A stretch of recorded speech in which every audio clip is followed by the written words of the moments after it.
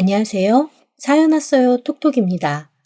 구독과 좋아요, 알림 설정 꼭 부탁드립니다. 그럼 오늘의 이야기 시작해 보겠습니다. 오늘도 슈퍼에서 시리얼과 우유, 그리고 전자레인지로 데워 먹을 수 있는 음식을 샀습니다. 벌써 15년째 같은 메뉴의 반복이지요. 그래도 최근 들어서는 삼각김밥이며 편의점 도시락이 잘 나와서 그닥 아쉬울 것이 없습니다. 배달비와 음식값이 비싸서 자주 시켜 먹지는 못하지만 뜨끈한 국물도 원하면 배달받아서 먹을 수 있는 세상이니까요. 가스레인지 한번 켜지 않고도 충분히 살 수 있는 세상인데도 오랜 이웃인 슈퍼주인은 저만 보면 안쓰럽다는 듯이 끌끌 혀를 차더군요. 아이고, 그래도 집에서 뭐라도 좀 끓여 먹어야지. 무슨 염생이도 아니고 맨날 생풀 뜯어먹듯이 이런 것만 먹고 살아서 어째? 돈 아낀다고 배달도 잘 안 시키더만. 그냥 배나 채우면 되는 걸 뭐. 내 주제에 뭐 잘 먹고 배부르게 살겠다고 집에서 불을 피워. 충분해. 이걸로 충분해. 그렇게 돌아 나오는 제 손에 따뜻한 커피라도 한 잔 쥐어주는 이웃 인심이 아마 저를 지금까지 살게 한 것이 아닐까 싶습니다. 그나마 뭔가 따뜻한 온기가 있는 음식을 먹게 된 것도 불과 몇 년 되지 않은 일입니다. 한 3년 전인가 열이 너무 올라 헛소리를 하며 쓰러진 걸 이웃 사람이 병원으로 옮겼고 그때 병원에서 나온 뜨거운 죽을 먹은 게 12년 만의 온기였지요. 그것도 처음에는 무서울 정도로 겁이 나서 차마 입에 넣지도 못했습니다. 아마 옆에서 간호사가 먹어야 한다고, 이거 먹어야 약 먹는다고 체근하지 않았으면 입에 넣지도 못했을 겁니다.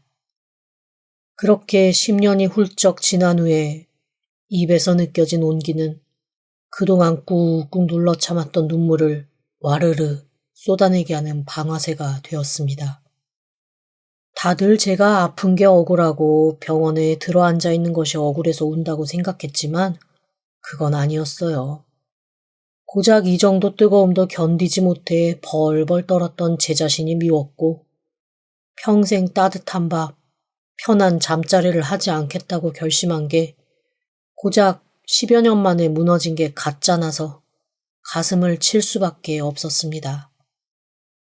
강철보다 강한 게 사람이기도 하지만 때로는 풀 한 포기보다 약한 게 사람이라더니 평생 움직일 것 같지 않던 마음이 짭짤하고 따뜻한 죽 한 그릇에 무너지더라고요. 그때 흘린 눈물이 꾹 막힌 마음의 하수구라도 뚫었는지 그제야 차마 입 밖에도 내지 못했던 이름들이 흘러나왔습니다. 영애야, 진수야, 진영아. 내가 잘못했다. 내가 잘못했어. 10년이 훌쩍 지난 후에 비로소 토해내는 사과였습니다. 지금으로부터 15년 전 저는 가족을 잃었습니다. 나름 열심히 살아온 제게 왜 그런 일이 벌어진 것인지 알 수가 없더라고요. 아내인 영애는 싹싹하고 다정했습니다. 쌍둥이 남매인 진수와 진영이는 일 때문에 바빠 자주 보지 못하는 아빠에게도 늘 방긋방긋 웃어주는 착한 아기들이었고요.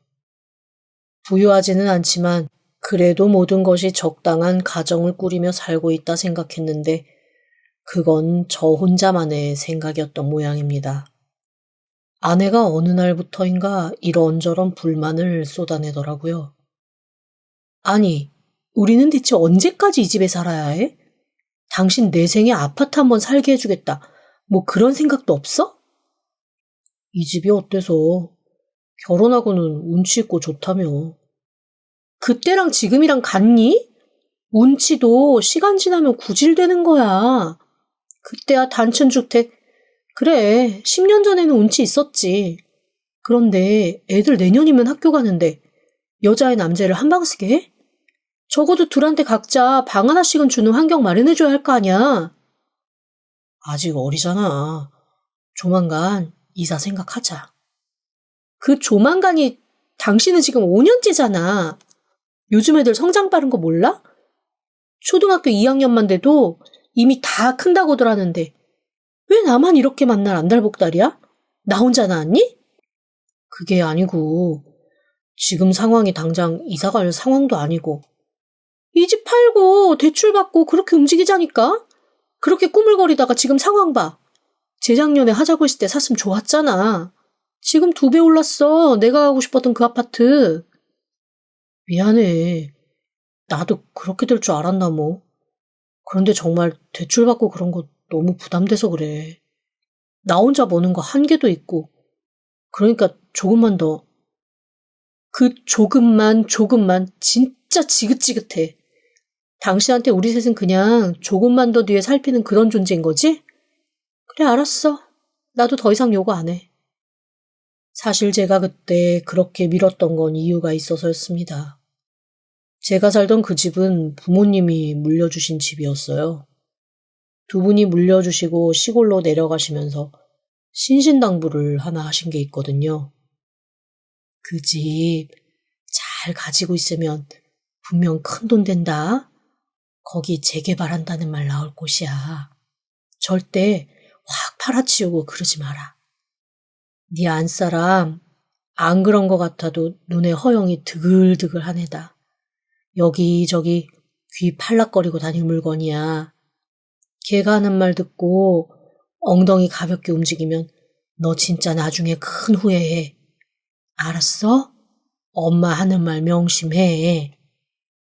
어머니는 처음에 제가 결혼하겠다고 집사람을 데리고 왔을 때부터 썩 탐탁해 하지는 않으셨습니다.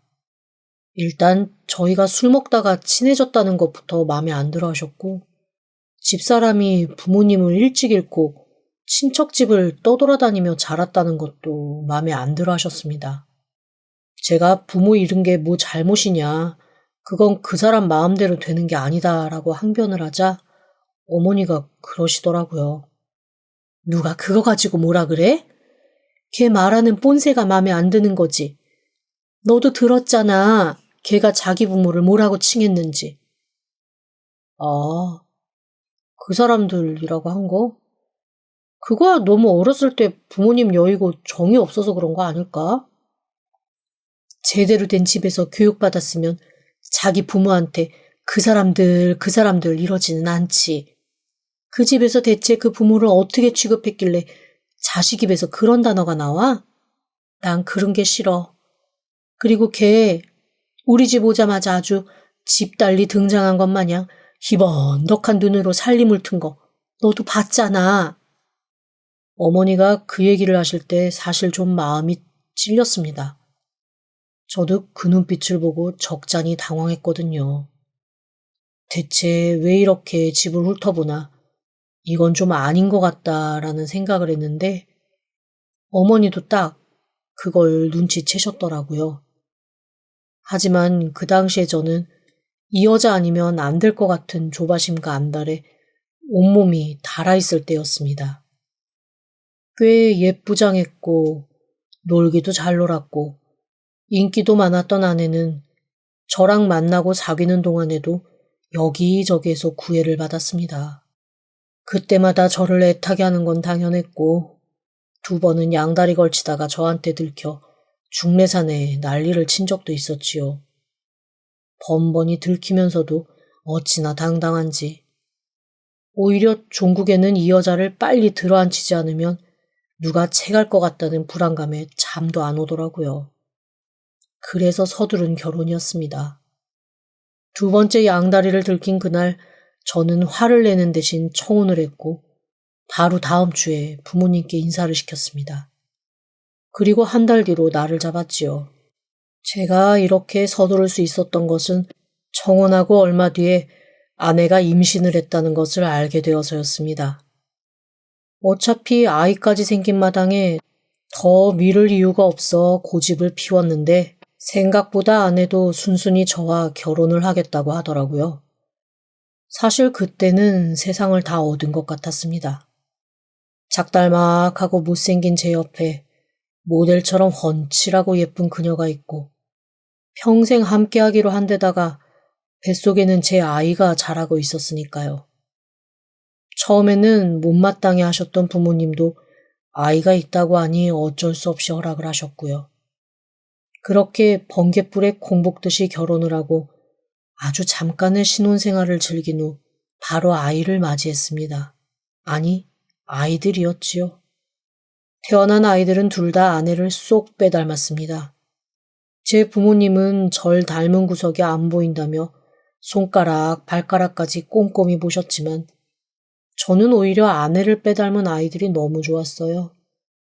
아내는 예쁘고 매력적인 사람이었으니 그런 아내를 닮은 게 아이들도 훨씬 좋지 않을까 하는 생각에서였습니다. 게다가 크면서 보니 저랑 성격은 좀 닮은 것 같기도 하고 귓불이나 목선, 손톱 같은 건 저랑 비슷하기도 하더라고요. 사실 아이들이 2살 정도 되었을 무렵부터는 어떻게든 일을 제대로 해서 가족들을 먹여 살려야겠다는 생각밖에는 없었지요. 그때부터였던 것 같습니다. 아내와의 거리가 본격적으로 멀어진 것이요. 일에 바쁜 저는 가정을 돌보는 건 오롯이 아내에게 맡겼습니다. 아이들을 돌보는 게 쉽지 않겠다 생각은 했지만 또 군소리 없이 지내길래 그런가 보다 했죠. 결정적으로 큰 소리를 내며 싸우게 된 그 사건 이전에는 저희 부부 살갑고 정이 넘치진 않았지만 그래도 서로를 물어뜯을 듯 덤비지도 않았습니다.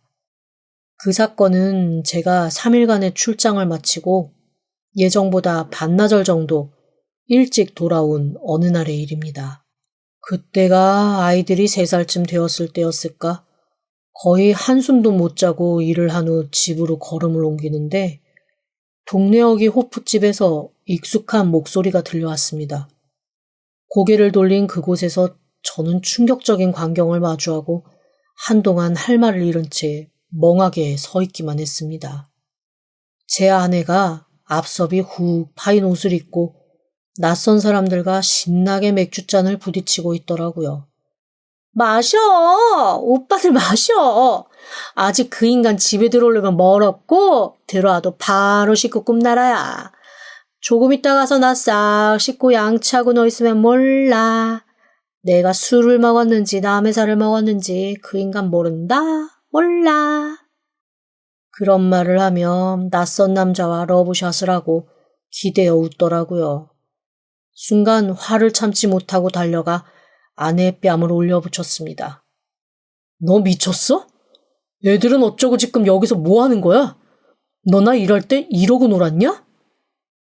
저한테 한 대에 얻어맞은 아내는 처음에는 좀 놀란 얼굴을 하다 이내 뻔뻔한 표정으로 제게 오히려 화를 내기 시작했습니다. 적반하장도 따로 없었죠. 애들? 네가 애들 생각을 하긴 해? 애들이 너무 울잖아. 낯선 아저씨 온다고. 하긴 아저씨지 아저씨. 집에 들러서 잠깐 머물다 가시는. 야, 하루 종일 애들이랑 씨름하다 재우고 나서 술 한잔하는 거 그것도 못 봐주냐? 같이 술 먹는 사람들 앞에서 이게 무슨 행패야? 그러면서 제게 먹던 술을 확 부어버리더니 휑하니 가버렸습니다. 너무나 어이가 없어서 멍하게 서 있는데 그 테이블에서 술을 먹던 남자들이 글쎄 저보고 들으라는 듯 이렇게 중얼거리는 겁니다. 사내 새끼 망신 혼자 다 시키네. 그러게, 에이씨, 술맛 떨어지게. 영애국에 그래도 옆에서 착착 앵겨서 술 따르고 오빠 하는 맛에 이 동네까지 와서 마시는 건데. 그 얘기를 듣는데 순간 술 뒤집어 쓴 건 둘째치고 그 말이 저를 더 분노하게 만들었습니다. 뭐라고요? 지금 뭐라고 했어요? 제가 눈을 희번덕하며 달려들자 남자 중 하나가 온 얼굴에 경멸하는 빛을 가득 담고 저한테 그러더라고요. 영씨, 정신 똑대기 차려. 마누라가 당신이 생각하는 그런 마누라가 아니야. 우리가 형씨보다 쟤를 더 오래 알았거든? 저만큼 참고 사는 것도 금메달감이니까 제대로 붙들고 살던가 아니면 아예 관심을 끊던가 둘 중 하나 선택하는 게 형씨한테 좋아. 어? 내가 진짜 불쌍하고 안쓰럽고 가련해서 충고하는 거니까 새겨들어. 어?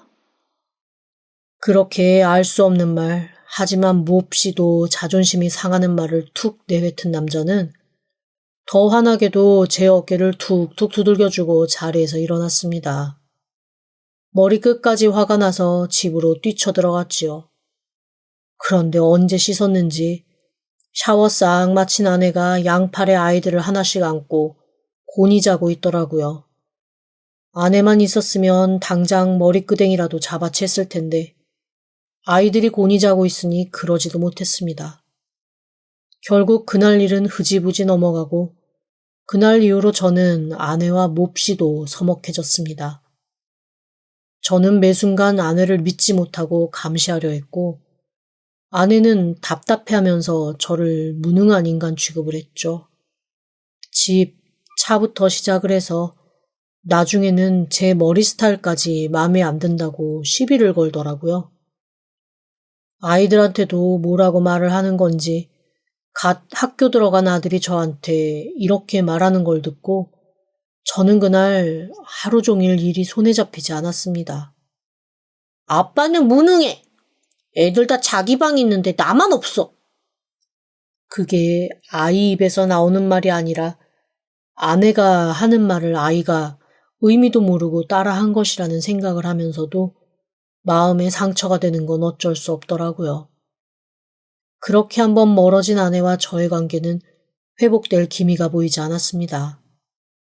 그 절정은 아내가 부모님이 물려주신 그 집을 팔지 않는 저에게 쪼잔하다, 소심하다 등 제 자존심을 벅벅 긁는 얘기를 쉴 새 없이 하던 그때였어요.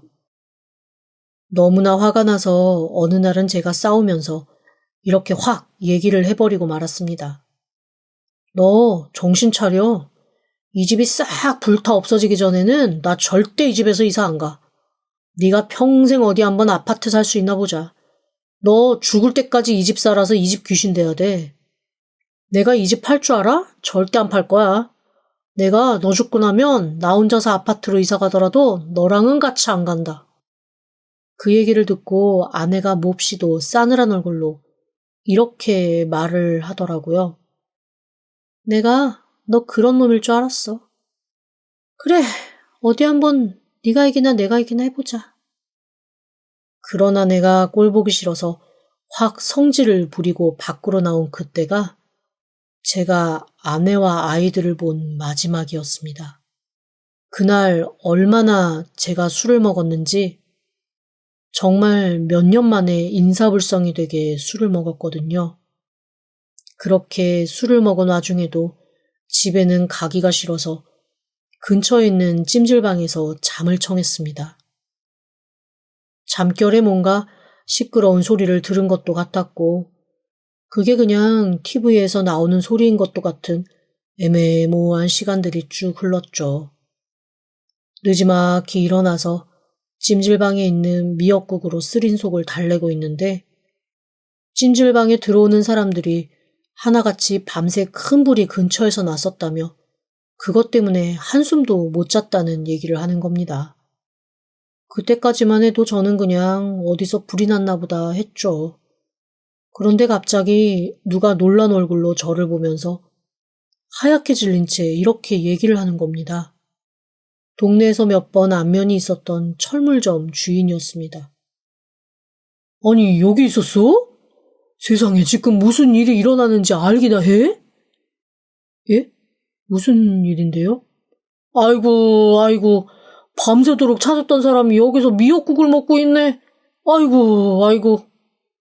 그게 무슨 소리시냐니까요. 일단 나랑 같이 가자. 아니, 그러니까 어디를 가냐고요. 이 사람아, 지난밤에 당신 집에서 불이 나서 홀딱 다 타버렸어. 예? 뭐라고요?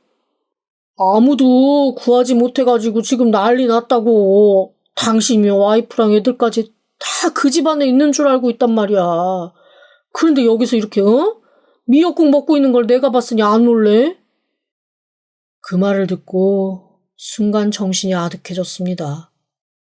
그렇다면 제가 꿈인 듯 아닌 듯 들었던 소리는 소방차 소리였고 저희 집이 불에 탔다는 거잖아요. 갑자기 정신이 혼미해져서 멍한 채로 혼잣말처럼 계속 중얼거렸습니다. 그러니까 제 아이들은, 아내는요? 그러자 철물점 주인이 몹시 안쓰럽다는 얼굴로 눈물을 글썽이며 제 등을 펑펑 때리면서 이러더라고요. 아이고 인간아, 아무도 못 찾았다니까. 세상에 대체 술을 얼마나 마신 거야? 언제부터 여기서 자고 있었던 거야? 허둥지둥 집으로 달려갔습니다. 철물점 주인 말대로 기둥 하나 남아있지 않더라고요. 오래된 목조주택. 그것도 부모님이 매년 기름을 한가득 먹여 걸레질을 해오신 집이었습니다. 불길에 취약해서 가스레인지도 안 쓰고 전기로 되는 기구만 써왔는데 대체 왜 이런 일이 일어난 것인지 알 수 없더라고요.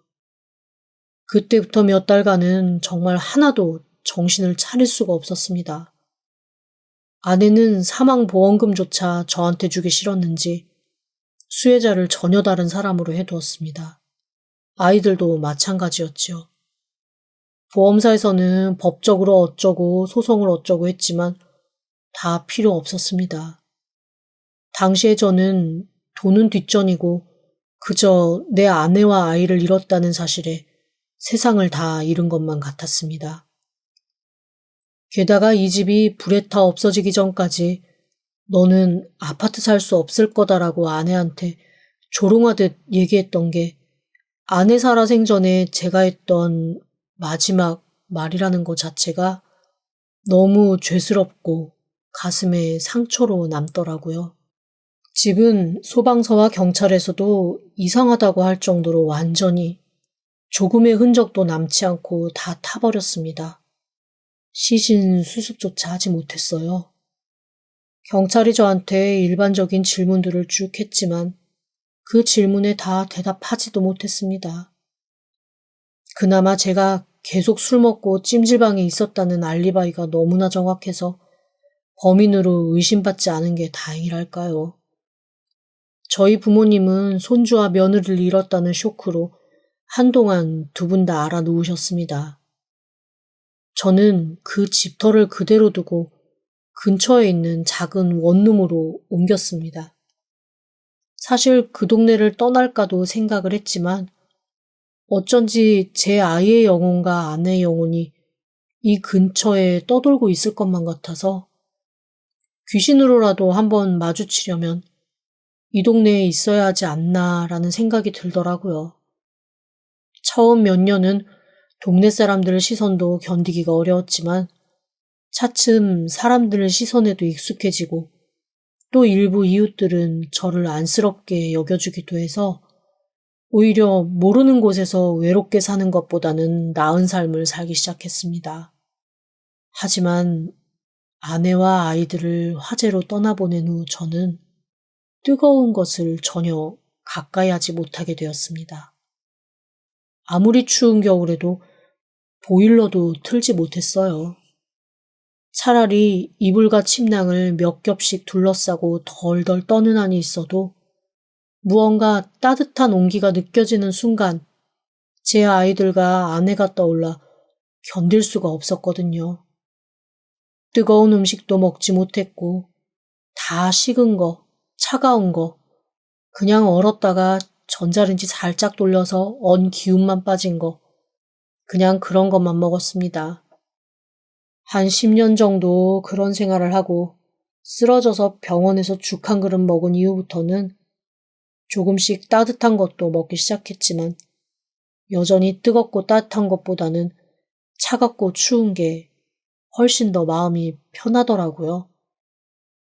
제가 그렇게 10년 넘게 그러고 살고 있으니 동네 사람들도 저희 부모님도 처음에는 다 속 터져 하시다가 이제는 그냥 그러려니 하면서 도와주시는 분위기였죠. 저랑 가장 가깝게 지낸 사람은 슈퍼집 사장님이었습니다. 늘 제가 음식을 사갈 때마다 십수년을 꼬박 하루도 빠짐없이 매일 잔소리를 해주시는 분도 그분이었고요. 그나마 그런 관심들이 있으니 제가 살 수 있었겠죠. 그렇게 아내와 아이들을 그리워하면서 살고 있던 어느 날이었습니다. 제가 원래 하던 일을 그만두고 공사장에서 일용직으로 일을 하고 있었는데 평소 잘 알던 형님이 조금 먼 곳으로 출장을 와줄 수 있냐고 하는 겁니다. 제가 타일 하나는 또 기가 막히게 붙이거든요. 그 집이 조금 타일에 예민한 집 같다며 저한테 같이 가서 좀 붙여주면 안 되겠냐고 하시더라고요. 그래도 먹고는 살아야 하니 그 형님을 따라 지방의 한 소도시로 가게 되었습니다. 그런데 그곳에서 어쩐지 눈에 익은 사람 하나를 봤어요. 어디서 봤나 계속 고민을 하면서 스쳐 지나갔는데 처음에는 생각이 나지 않더라고요.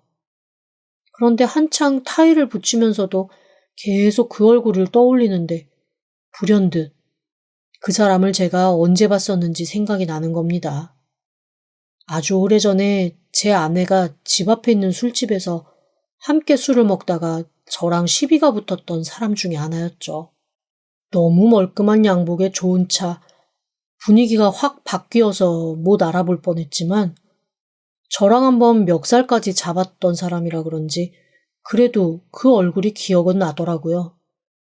아내가 죽고 나서 처음으로 아내와 접점이 있는 사람을 만난 거였습니다.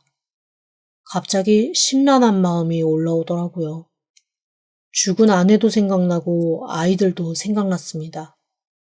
그리고 뜬금없이 혹시 그 사람이랑 술 한잔하면 아내에 대한 추억을 같이 얘기할 수 있지 않을까라는 웃긴 생각이 들더라고요. 저도 모르게 피식 웃으면서 참 별 생각을 다 한다 하며 타일을 붙이고 저녁 무렵에 그 집에서 나왔는데 순간 제 눈앞에 펼쳐진 광경을 보고 저는 주저앉고 말았습니다. 도저히 믿을 수가 없어서 눈을 몇 번이고 부비고 다시 보고 또 봐도 꿈을 꾸는 게 아니라 실제 상황이더라고요. 제가 봤던 그 남자 옆에 제 아내가 서 있었습니다. 그리고 그 두 사람 옆에는 남자아이 하나, 여자아이 하나가, 아니, 이제는 청소년을 지나 성인이 된 아이들이 서서 웃고 있더라고요. 손발이 벌벌 떨려왔습니다. 누가 봐도 완벽해 보이는 그 가족은 아주 좋은 차에 몸을 싣고 스르르 제 앞을 지나갔습니다. 저도 모르게 허둥지둥 차 뒤를 쫓았죠. 그 차는 몹시 고급 아파트 단지 안으로 들어가더라고요. 저도 모르게 털썩 주저앉아서 내가 지금 뭘 본 건가 곰곰 생각을 하기 시작했습니다. 아무리 생각해도 그 여자는 제 아내였고 아이들은 제 아이들이 분명했거든요. 가물가물한 정신줄을 간신히 잡고 차 번호만 계속 잊지 않으려고 외웠습니다. 볼펜을 꺼내 손바닥에 차 번호를 적고는 바로 흥신소를 찾았습니다. 자초지종을 말하고 차 번호를 알려주었더니 그쪽에서 조만간 연락을 주겠다고 하더라고요. 흥신소에서 알려준 사실은 믿을 수가 없는 것이었습니다. 그 여자, 제 아내가 맞았습니다. 그 알아봐달라고 하신 그 양반들 있잖아요. 나름 그 동네에서는 입지전적이던데? 남자가 양아치여서 저거 사랑꾼을 하려나 했다는데 어디서 뭐 돈 많은 여자가 나타나서 가게를 하나 차려줬대. 뭐 사람들 말에 의하면 그닥 합법적인 건 아닌 것 같기도 하고. 그런데 거기서 돈을 좀 불린 모양이야. 몇 년 지나지 않아서 아파트 사서 이사가고 외제차 끌고 다니기 시작했다는데 이게 좀 이상한 게 딱히 뭘 하는 것 같진 않단 말이죠. 아, 애들은 그 집 애들이 맞던데? 검체 구하는 게 좀 어렵긴 했는데 뭐 검체야 차 뒤지면 나오니까 진짜 일치하더만. 왜요? 그쪽 자식이면 안 되고 그런 건가? 응신소 말을 듣고 한동안 아무 말도 할 수 없었습니다. 그리고 말없이 집으로 돌아왔습니다. 결국 지난 시간 제가 믿었던 건 단 하나도 진실이 아니었더라고요. 그 여자는 제가 아닌 다른 사람 사이에서 아이를 가진 거였고 그 사실을 숨긴 채 저와 결혼, 아이들을 낳아 키웠던 겁니다. 모든 것을 제가 알게 되면 맨몸으로 쫓겨날 게 뻔하니 오랜 시간 작전을 짰겠지요. 아이들과 자신의 사망보험금을 다른 사람 앞으로 돌려놓고 집에 불을 질러 자취를 감춘 거였습니다. 소름이 돋고 너무 분했습니다. 그것도 모르고 페인처럼 산 세월이 억울하고 그리워하며 자책했던 시간이 분하더라고요.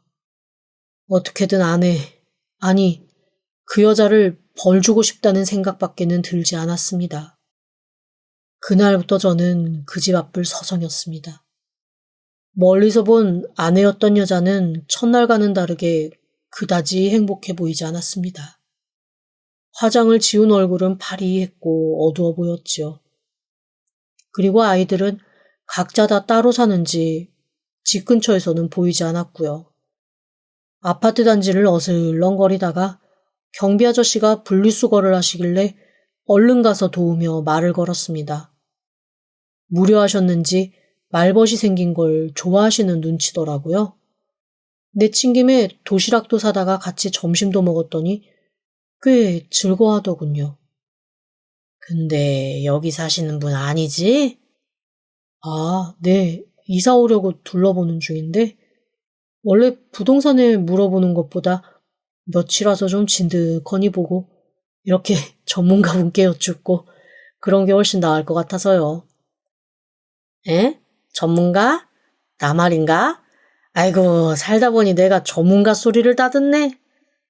그럼요. 조석으로 동네 사람들 보는 게 일이신데 제일 전문가죠. 많은 도움 부탁드립니다. 에이, 내가 뭐 도울 게 있나? 근데 어디로 이사하려고? 아, 매물 나온 것도 보고 있긴 한데 마음에 드는 곳이 있으면 거기 주인이랑 한번 얘기해 보려고요. 혹시 저 위에 709호 어때요? 709호? 709호. 아, 그 매 맞는 집 말하는구나.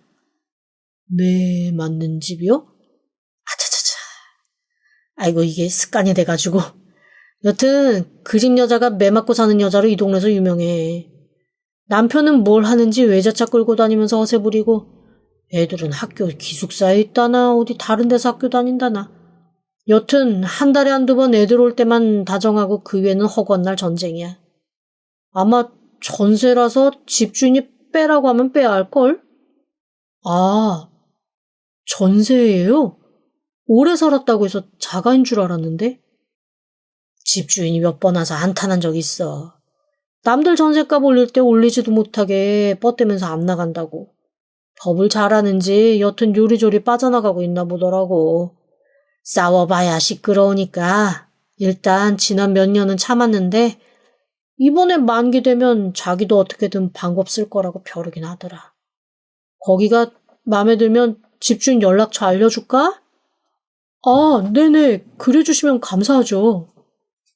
그렇게 해서 얼결에 만난 집주인은 그 골치 아픈 집을 사겠다고 나선 사람이 있다는 것만으로도 너무 행복했는지 묻지 않은 얘기까지 줄줄 털어놓았습니다. 내가 약점을 잡혔거든. 약점이라뇨?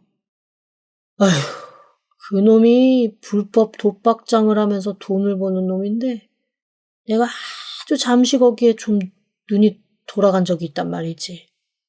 딱 한 번 가서 했는데 그걸 빌미로 전세 올리면 사방에 알리겠다고 자기한테 CCTV 원본 있다고. 아, 그래서 정말로 찍힌 영상이 있기는 하고요. 있겠지. 그날 잃기도 엄청 잃었는데 알려지는 순간 난 집에서도 쫓겨나고 회사에서도 쫓겨날 거라고. 네. 그럼 일단 전세 끼고 구매하는 걸로 할까요? 정말 사게? 진짜로? 그러면 내가 확 깎아줄게. 복비도 내가 낼게. 골아픈 상황을 하나 해결했대 싶었는지 집주인은 얼른 집을 팔겠다고 했습니다. 그나저나 그 도박장이 어디 있어요? 그건 왜?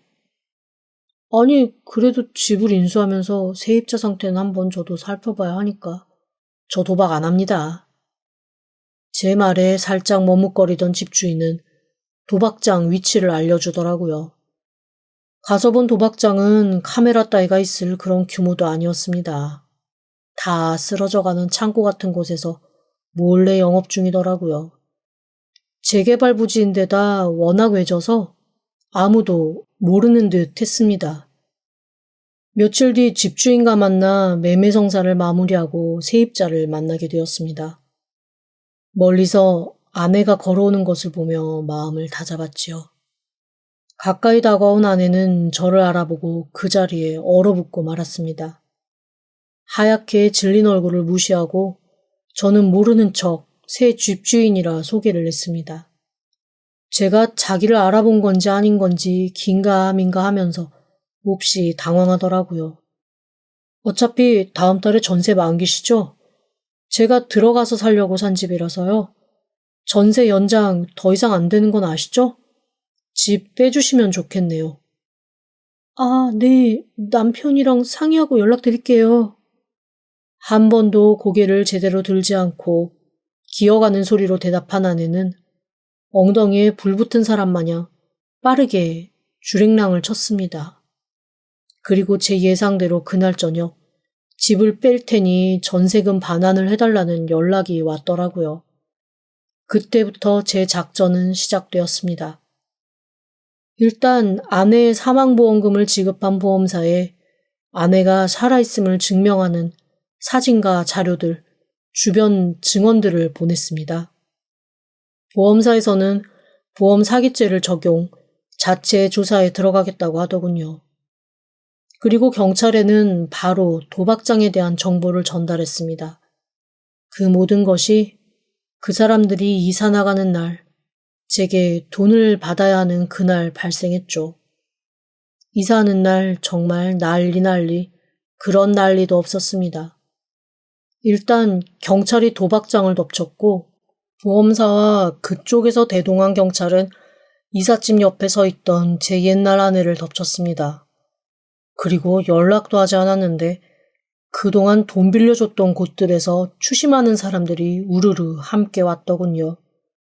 결국 그 둘은 제게 받아야 하는 전세금도 모두 빚쟁이들에게 날리고 알몸으로 각각 경찰 조사를 받는 신세가 되었습니다.